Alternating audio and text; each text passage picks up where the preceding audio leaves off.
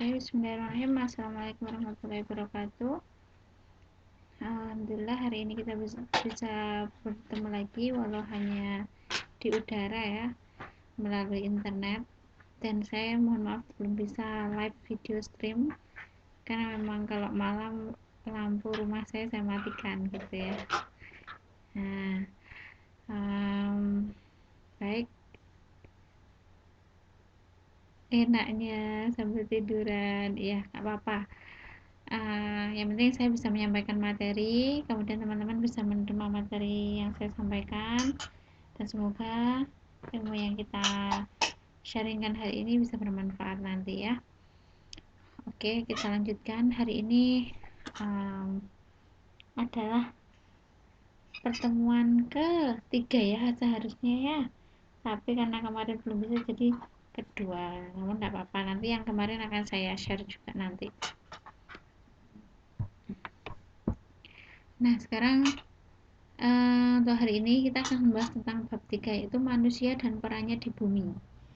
Manusia di bumi itu perannya sebagai apa gitu kan ya, kita juga harus tahu itu kenapa manusia diciptakan di bumi ini kalau tidak ada tujuannya gitu ya.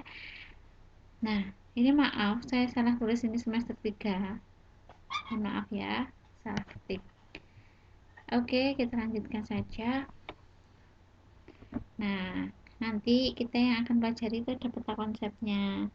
Peta konsepnya nanti adalah ayat-ayat tentang manusia dan tugasnya di bumi. Nanti kita akan belajar tentang ayat-ayat itu. Kemudian ayat-ayat itu apa aja? Ini ada surat Al-Baqarah, ada surat Al-Mu'minun, ada surat Al-Jariyat, ada surat An-Nahl. Nah, kita pelajari ya satu persatu ya. Maaf ya Mbak, ini jadi sambil gendong anak, jadi anaknya ikut sekolah juga, bahasanya agak ke anak-anak gitu.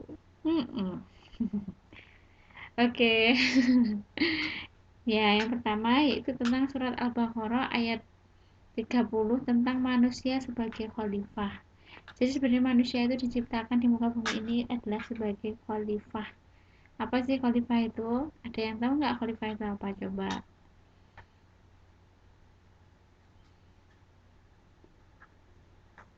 Iya, papanya lagi sibuk. Sibuk dewe-dewe. Tapi sama aja. Anak itu sama mamanya.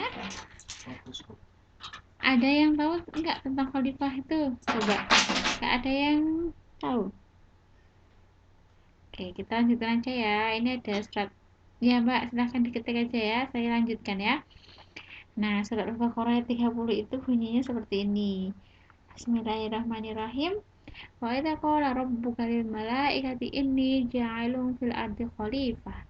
Qalu ataj'alu fiha may yufsidu fiha wa yasfiku dima'a wa yusdifu dima'a wa nahnu nusabbihu bihamdika wa nuqaddisu lak. Qala inni a'lamu ma la ta'lamun. Artinya, dan ingatlah ketika Tuhanmu berfirman kepada para malaikat, aku hendak menjadikan khalifah di bumi. Mereka berkata, apakah engkau hendak menjadikan orang yang merusak dan menumpahkan darah di sana? Sedangkan kami bertasbih memujimu dan menyucikan namamu. Dia berfirman, sungguh aku mengetahui apa yang tidak kamu ketahui. Itu firman Allah. Bahwa Allah itu maha mengetahui apa yang kita tidak ketahui. Seperti itu. Nah, ini ya ada merah-merah, nanti akan saya tanyakan. Tapi kita pelajari dulu selanjutnya ya. Nah, dari surat Al-Baqarah ayat 30 itu, yang pertama kita akan mempelajari tentang tajwid. Teman-teman sudah pernah mempelajari ilmu tajwid?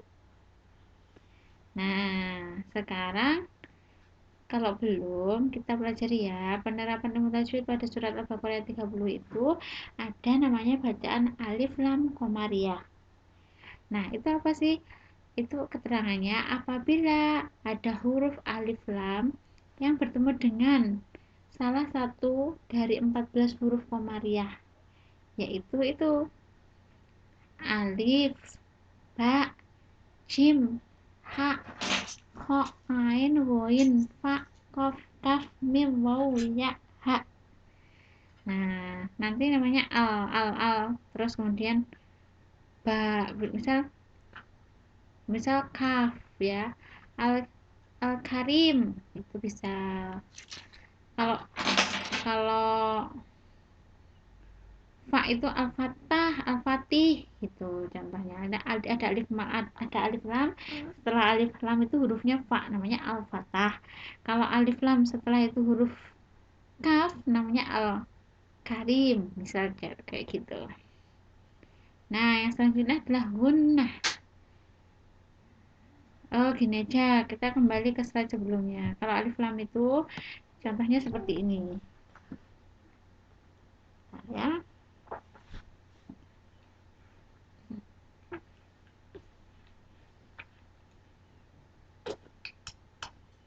Kalau alif lam itu contohnya ini ada lil malaikati, itu ada alif lam yang bertemu dengan mim, namanya alif lam komariah seperti itu.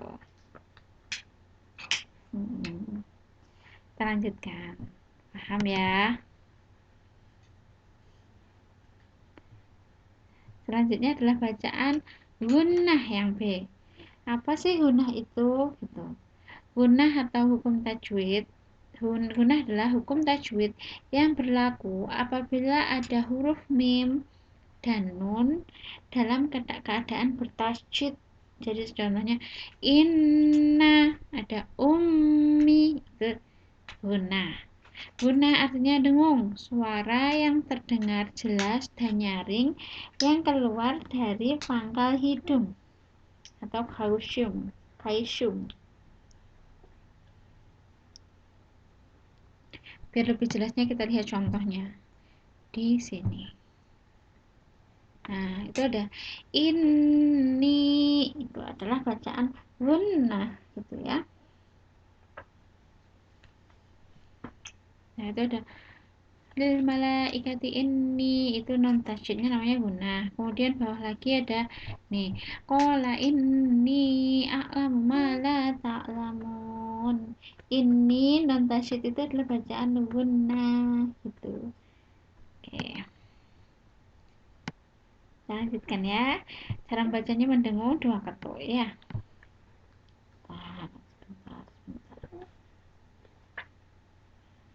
Nah, selanjutnya adalah mat wajib mutasil. Mat wajib mutasil itu contohnya tandanya adalah ada layarnya itu, gambar layar itu. Nah, apa yang dimaksud dengan mat wajib itu? Hukum tajwid yang berlaku apabila huruf mat tabi'i bertemu dengan huruf hamzah berharokat fathah, hasroh, ataupun domah. Ya Mbak Ayu, kita ulang lagi hari ini ya. Nah, itu contohnya ada di atas. Nah, ini kuncinya adalah huruf mat tabi'i dan hamzah dalam keadaan bersambung atau dalam satu kata. Yang pernah belajar bahasa Arab tahu, satu kata, dua kata, itu tahu.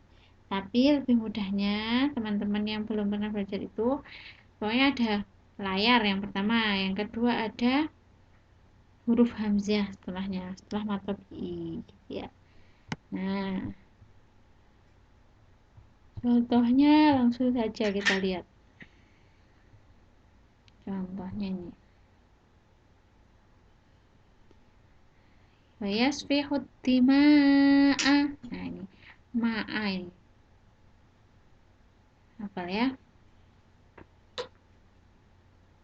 Jadi ada tanda layar yang pertama, yang kedua adalah huruf hamzah. Ini ada satu, kemudian malaik. Ini ada layar, kemudian ada hamzahnya.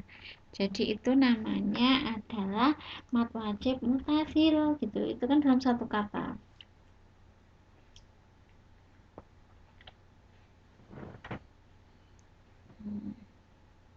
Ya, bacanya panjang 6 ketuk. Karena ada layar. Layar itu cara bacanya 6 ketuk atau 4 ketuk boleh, 2 ketuk boleh. Tapi untuk membedakan dengan yang lain, biasanya dibaca 6 ketuk gitu.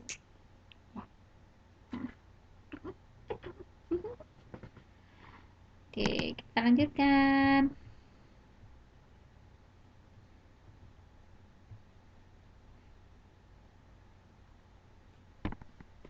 Nah, ini ada kandungan surat Al-Baqarah ayat 30. Kandungannya itu apa aja? Kandungan itu apa tuh?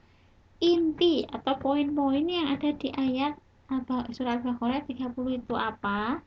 Yang pertama, Allah Subhanahu wa taala menjadikan manusia sebagai khalifah di bumi. Khalifah itu apa sih sebenarnya? Jadi khalifah itu adalah pemimpin bagi umat manusia juga dengan yang lain. Yang memimpin dirinya sendiri itu yang paling penting. Karena memimpin diri sendiri itu belum tentu mudah gitu. Kemudian khalifah itu memiliki dua makna, yaitu menggantikan atau menguasai. Kemudian makna menggantikan dapat kita lihat pada ayat 30 ini. Manusia ditunjuk Allah sebagai pengganti Allah dalam mengolah bumi sekaligus memakmurkannya. Manusia diberi tugas dan tanggung jawab untuk menggali potensi-potensi yang terdapat di dalam bumi ini, mengolahnya dan menggunakannya dengan baik sebagai sarana untuk beribadah kepada Allah SWT. Seperti itu ya. Cari ke sekolah. Oke, terus yang selanjutnya makna khalifah yang kedua yaitu menguasai atau menjadi penguasa. Makna ini dapat kita temukan dalam kata khalifah yang terdapat dalam surat As-Sad ayat 38 ayat 26 yang artinya Allah Subhanahu wa taala berfirman, "Wahai Daud, sesungguhnya engkau kami jadikan khalifah atau penguasa di bumi. Maka berilah keputusan perkara di antara manusia dengan adil dan janganlah engkau mengikuti hawa nafsu karena akan menyesatkan dari jalan Allah." Apa itu sekolah anak? Bentar ya.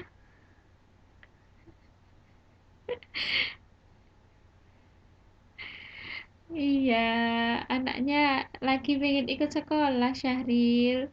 Jadi dengerin aja. Cuman lihat saya senyum-senyum, saya ikut senyum ini jadinya. Lucu. Oke, kita lanjutkan. Makanya saya ketawa-ketawa sendiri nih.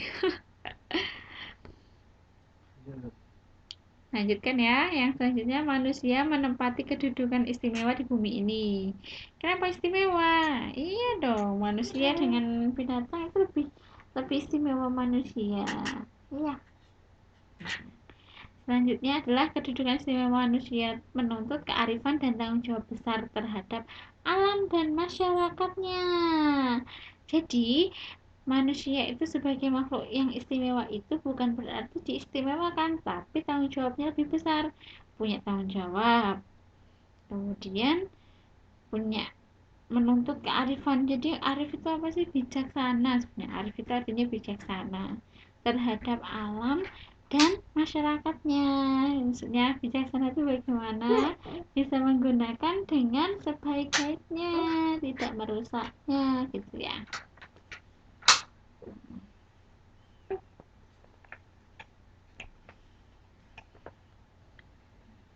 Lanjutkan ya. Aduh. Nah, selanjutnya ada surat Al-Mu'minun ayat 12 sampai 14 tentang proses penciptaan manusia. Nah, ini. Iya, makanya ini saya ngomongnya sambil gitu-gitu nadanya ya, jangan kaget ya. Bismillahirrahmanirrahim. Walaqad khalaqnal insana min sulalatin min tin wa tsumma ja'alnahu nutfatan fi qararin makin. Tsumma khalaqnan nutfata 'alaqatan fa khalaqnal 'alaqata mudghatan fa khalaqnal mudghata 'idhaman fakasawnal 'idhama lahman tsumma ansha'nahu khalqan akhar. Fatabarakallahu ahsanul khaliqin, yang artinya dan sungguh kami telah menciptakan manusia dari saripati atau dari tanah. Kemudian kami menjadikannya air mani yang disimpan dalam tempat yang kukuh atau rahim. Kemudian air mani itu kami jadikan sesuatu yang melekat. Lalu sesuatu yang melekat itu kami jadikan segumpal daging, dan segumpal daging itu kami jadikan tulang belulang. Lalu tulang belulang itu kami bungkus dengan daging, kemudian kami menjadikannya makhluk yang berbentuk lain. Maha suci Allah pencipta yang paling baik. Jadi kurang lebih penciptaan manusia itu seperti itu ya. Kemarin ini Syahril itu berarti seperti itu ya. Nanti yang lain juga ya. Pasti akan merasakannya ya. Insya Allah. Ya nak ya. Amin. Lanjutkan ya. Nah, pada surat ini kita akan belajar tentang pelajaran tajwid lagi, yaitu tentang qalqalah sugro dan bacaan lam jalalah tafkhim. Qalqalah sugro itu apa? Nah, ini apabila ada huruf qalqalah mati atau asli karena berharakat sukun dan terletak di tengah kata atau kalimat, maka pantulannya kecil atau lemah. Hurufnya adalah qaf, ta, da, jim, ba. Biasanya kalau saya bacanya qotbu jadin, qaf, ta, dal, ba, qaf, ta, ba, jim, dal. Gitu. Nah, yang mana aja kita lihat yuk. Jadi kalau kelas sugro itu yang mana? Kalau kelas sugro itu yang seperti ini. Walaqad khalaqnal insana min sulalatin min tin. Jadi qad ini enggak terlalu terlihatkan pantulannya. Walaqad khalaqnal. Bukan walaqad. Enggak kayak gitu bacanya. Tapi walaqad khalaqnal. Nah, selanjutnya ini juga ada tsumma khalaqnal. Nah, itu juga enggak khalaqna, enggak kayak gitu. Kemudian nutfata itu bacaan juga nutfata bukan nutfata kayak gitu. Oke ya. Jadi pokoknya ada qaf, dal, ba, jim, to itu apabila mati di tengah-tengah kalimat itu namanya qalqalah sugro. Kalau qalqalah kubro itu yang di pinggir seperti qul huwallahu ahad, itu namanya qalqalah kubro karena matinya di pinggir gitu. Kemudian ada lam jalalah ya. Lam jalalah. Alif lam jalalah itu adalah yang dimaksud dengan lam jalalah yaitu yang alif lam yang digandeng. Dan bacaan tafkhim adalah dengan bibir sedikit ke muka dan daun lidah ditempelkan pada langit-langit atas. Bacaan tafkhim terjadi manakala lafal jalalah terletak sesudah harokat fathah dan dhammah. Lam jalalah atau contoh ini harus dibaca tebal. Jadi tafkhim itu artinya tebal. Contohnya Allahu Akbar, Allah itu namanya. Itu yang tafkhim alif lam jalalah. Nah, ini ada tabarakallah. Nah, ini jadi bacanya Allah Allah kul huwallah gitu kan. Tapi kalau kasrah jadinya lillah, itu tipis namanya tarkik. Kalau tipis tarkik, kalau tebal tafkhim gitu. Lihat apa itu? Terus selanjutnya kita lanjutkan lagi. Nah, kandungan ayat ini ayat 112 sampai dengan 14 yaitu memaparkan tentang proses penciptaan manusia yang diawali dari saripati tanah. Kemudian proses pembentukan seorang manusia yang diangkat Allah sebagai khalifahnya di bumi. Yang proses yang tersimpan dalam surah Al-Mu'minun memberikan pelajaran tentang dua hal penting, yaitu Allah yang mengatur penciptaan manusia. Jadi orang tua itu bukan yang menciptakan bayi, itu bukan.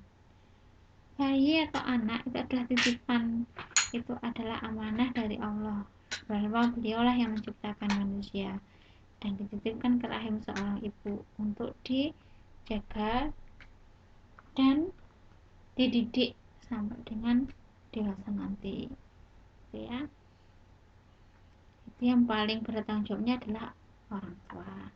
Selanjutnya yang kedua, pelajaran kedua adalah pelajaran bagi kesadaran manusia tentang asal-usul dirinya dan Tuhan yang telah menciptakannya. Jadi kita udah jadi manusia besar kayak gini, ya dewasa kayak gini, kita juga harus tahu, kita harus juga apa namanya, mempelajari prosesnya manusia. Makanya Allah itu maha mengetahui apa yang kita ketahui. Kenapa kita sudah dewasa seperti saya ya, dulu kecil, bayi, anak, dewasa, sekarang udah jadi ibu, nah udah pernah merasakan ini, punya anak. Nah itu di situ kita akan mengingat kembali bahwa proses penciptaan manusia itu seperti itu. Berarti aku dulu juga seperti ini ke ibu saya. Nah itu adalah suatu hal yang memang di dunia ini tidak akan naik terus. Kadang-kadang kita juga harus di bawah seperti roda yang berputar seperti itu.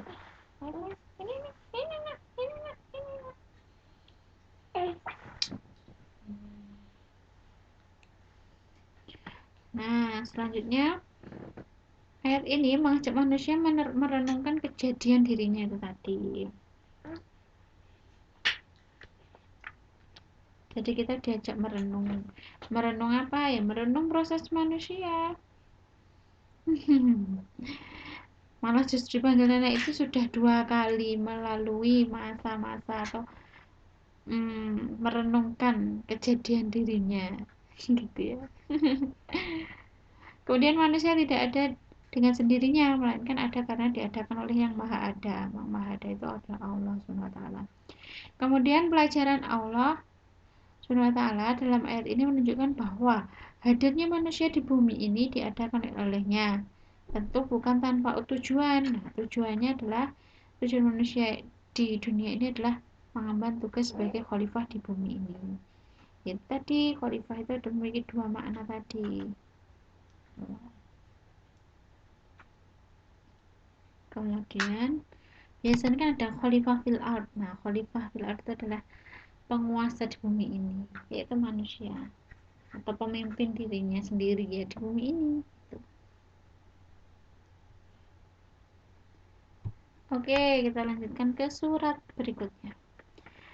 Jadi penciptaan manusia, apa ya, peran manusia di bumi ini tuh ada berapa surat di dalam Al-Quran dijelaskan. Nah ini yang selanjutnya ini, wa ma khalaqtul jinna wal insa illa liya'budun. Jadi artinya aku tidak menciptakan jin dan manusia melainkan agar mereka beribadah kepadaku. Itu adalah firman Allah SWT. Nah, sebelum ke kandungannya kita pelajari dulu penerapan ilmu tajwid. Nah, ini ilmu tajwidnya. Yang pertama ada mad arid li sukun. Mad arid li sukun itu apa? Mad arid li sukun terjadi di ketika berhenti atau waqaf di akhir ayat, sehingga mematikan huruf terakhir, sedang sebelum huruf yang dimatikan tersebut terdapat mad asli. Cara membacanya, mad arid li sukun kadang baca panjangnya 2, 4, 6 harakat. Nah, yang seperti mana mad arid li sukun itu? Nih, mad arid li sukun itu nih. Ini setelah ini ada ayat kan. Jadi setiap ayat itu hampir dinamakan mad arid li sukun apabila ada kayak gini, liya budun matobi'i itu yang ini loh. Rumah diikuti wawu sukun itu matobi'i di akhir ayat.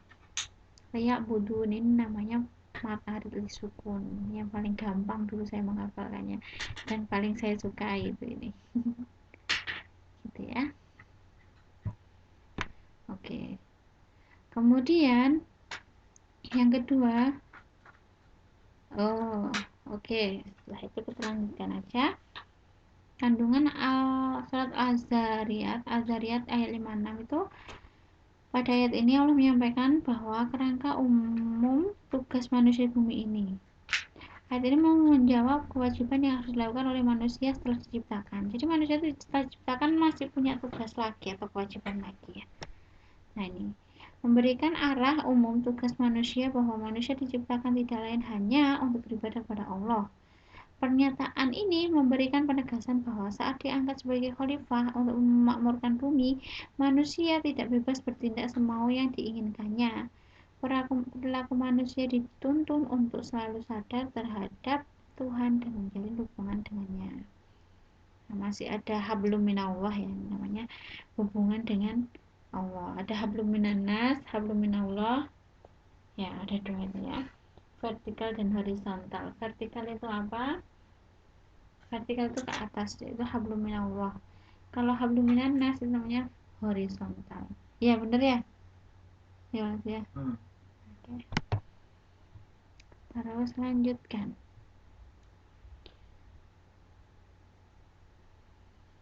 Ini ayat terakhir adalah surat An-Nahl ayat 78 tentang nikmat Allah kepada manusia. Jadi selain menjadi makhluk yang istimewa, kemudian jadi khalifah, namun ada nikmat. Nikmat menjadi manusia itu apa hari ini? Wallahu akhrajakum min butuni ummahatikum la ta'lamuna syai'a wa ja'ala lakum sam'a wal absara wal af'idata la'allakum tashkurun. Artinya, dan Allah mengeluarkan kamu dari perut ibumu dan dalam keadaan tidak mengetahui sesuatu pun, dan Dia memberimu pendengaran, penglihatan, dan hati nurani agar kamu bersyukur. Jadi kita diberikan panca indera ya. Panca indera itu ada pendengaran, telinga, penglihatan mata, hati nurani itu hati atau perasaan. Apalagi banyak sebenarnya. Ada 5 ya panca indera. Supaya kita itu bersyukur. Coba kalau kita harus bersyukur bahwa kita masih diberikan, masih lengkap gitu ya. Nah, ini ada tajwid lagi. Tajwidnya itu membahas tentang yang pertama idhar syafawi dan alif lam syamsiah. Kalau tadi qamariyah, sekarang syamsiah. Nah, idhar syafawi itu apa? Apabila ada mim sukun atau mim mati bertemu dengan semua huruf hijaiyah kecuali mim dan ba. Mim sukun bertemu dengan semua huruf hijaiyah kecuali mim dan ba.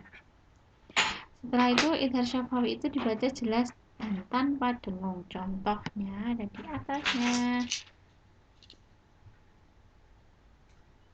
Nah, ini ada ummahatikum la. Ini kan mim sukun bertemu lam. Yang tidak dibolehkan adalah mim sukun bertemu dengan mim dan ba. Terus ada lagi. Ini kalau yang akhrajakum mim sukun bertemu mim ini bukan idhar syafawi, bukan.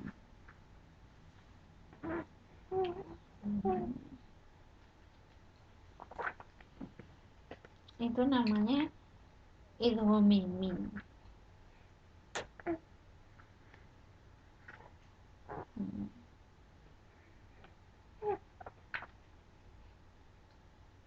Kemudian ada lagi la'allakum tashkurun, mim sukun bertemu ta.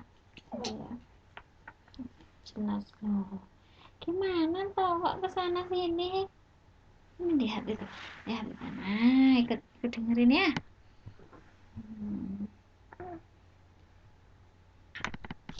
Itu ada lagi.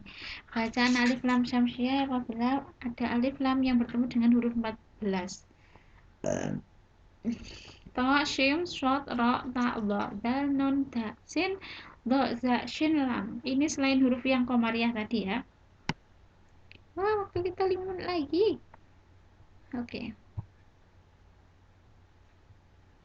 Ini contohnya ada as-sama. Nah, pokoknya tandanya samsyah itu adalah tasydid. Kalau qamariyah itu adalah nggak ada tasydidnya. Lil mala, malah matian al mala, nggak ada tasydidnya itu namanya qamariyah. Kalau yang ada tasydid namanya samsyah gitu ya.